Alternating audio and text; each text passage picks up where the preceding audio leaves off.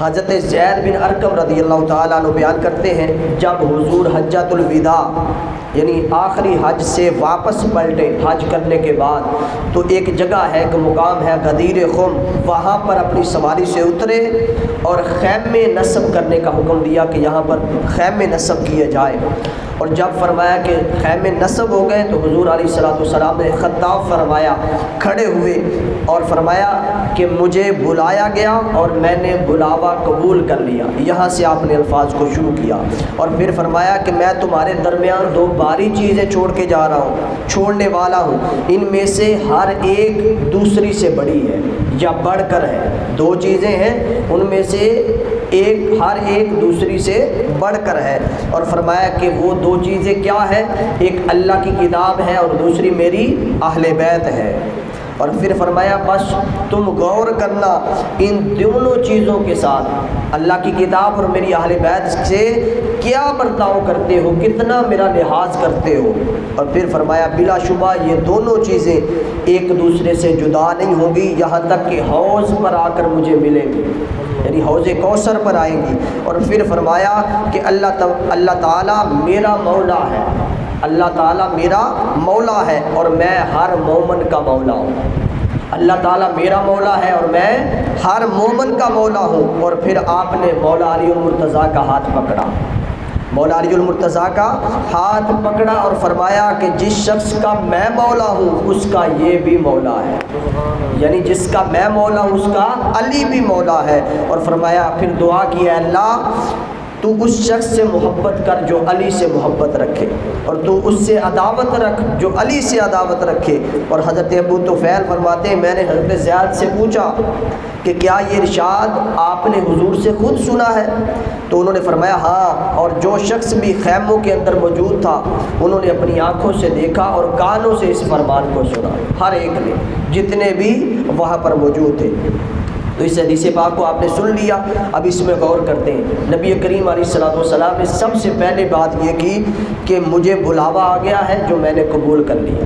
یعنی اس کا مطلب یہ تھا کہ آخری حج تھا اور اس کے بعد حضور وصال فرما گئے کچھ دیر کے بعد، یعنی حضور علیہ الصلوۃ والسلام نے صحابہ کرام کو بتا دیا کہ مجھے بلاوا ادھر سے آ گیا ہے، اللہ تبارک و تعالیٰ کی طرف سے بلاوا آ گیا ہے اور میں نے قبول بھی کر لیا، کیونکہ اختیار ہوتا ہے نا انبیاء کرام کو۔ حضرت موسیٰ علیہ السلام کو بھی اختیار دیا تھا، تو حضرت جبرائیل علیہ السلام آئے تھے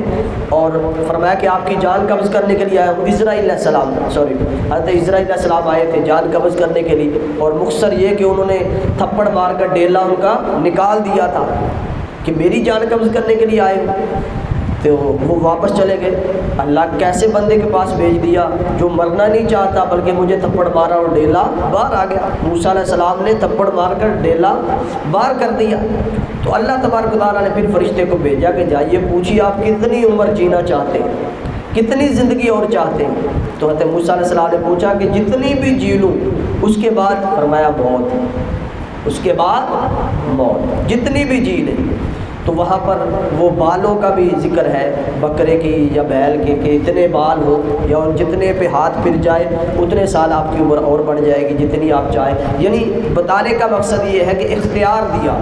اسی طرح نبی کریم صلی اللہ علیہ وسلم کو بھی اختیار تھا، تو انہوں نے فرمایا کہ مجھے بلاوا آ گیا رب کی طرف سے اور میں نے قبول کر لیا۔ قبول کرنے کا مقصد مطلب یہ تھا کہ میں نے یہ نہیں کہا کہ مجھے اور مہلت دی جائے، بلکہ اللہ کی آواز پر لبیک کہا کہ جب بھی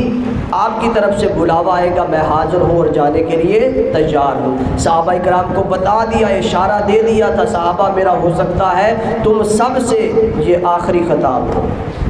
تو اس کے اندر یہ مطلب تھا۔ اور فرمایا کہ اس کے بعد ہو سکتا ہے اپنے رب سے ملاقات ہو جائے، تو اس پر آپ نے فرمایا کہ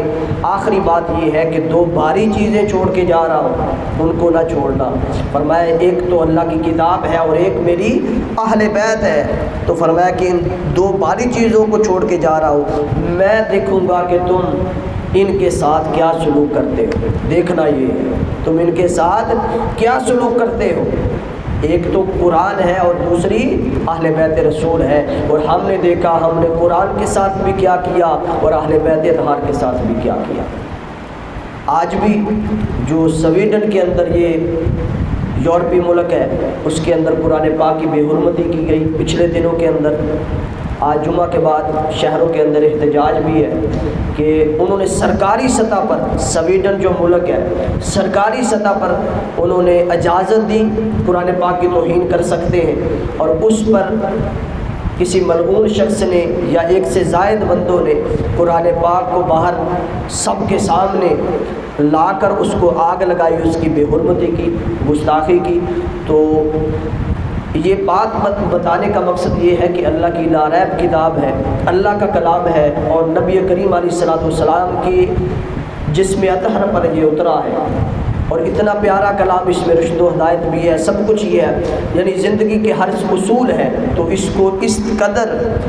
جو ہے وہ گستاخی کی گئی، تو ہم یہ مطالبہ کریں گے، کیونکہ یہ اللہ کی لاریب کتاب ہے، اس نے مٹنا تو نہیں ہے، یہ مٹ نہیں سکتی، کیونکہ انا نحن نزلنا الذکر وانا لہ لحافظون، اس کی حفاظت کا ذمہ خدا نے لیا ہوا ہے۔ فرمایا یہ ہمارا ہی ذکر ہے اور ہم ہی اس کی حفاظت کرنے والے ہیں۔ تو قیامت آ سکتی ہے لیکن قرآن پاک کو کوئی مٹا نہیں سکتا، لیکن پھر بھی مطالبہ یہی ہے کہ عالمی سطح پر ایک ایسا قانون بنایا جائے جو اس طرح اسلام کے متبرکات ہیں ان کی کوئی توہین کرے اسے سر عام پھانسی دی جائے، اور عالمی عدالت قائم کی جائے، اور اس کی بات ہر ملک کو ماننی پڑے، اور نعوذ باللہ کہیں پہ بھی ایسی گستاخی ہو اس کو سر عام پھانسی دی جائے۔ تو اس کا یہی حل ہے۔ تو فرمایا کہ دو باری چیزیں چھوڑ کے جا رہا ہوں، یہ اللہ کی کتاب ہے، اور دوسری میری اہل بیت ہے، دیکھتا ہوں کہ ان سے کیا سلوک کرتے ہو۔ تو سلوک سب نے دیکھ لیا، قرآن پاک کے ساتھ کیا ہوا اور اہل بیت رسول کے ساتھ ہم نے کیا سلوک کیا۔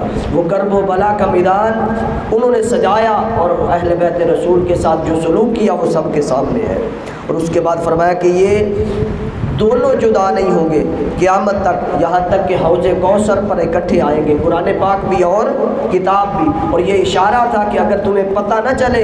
قرآن پاک میں غور و خوض کرتے ہوئے کہیں سے بھٹک جاؤ، تو پھر میری اہل بیت کی طرف دیکھ لینا، جس رستے پہ میری اہل بیت ہوں گے اسی رستے پہ قرآن بھی مل جائے گا۔ اس کا مطلب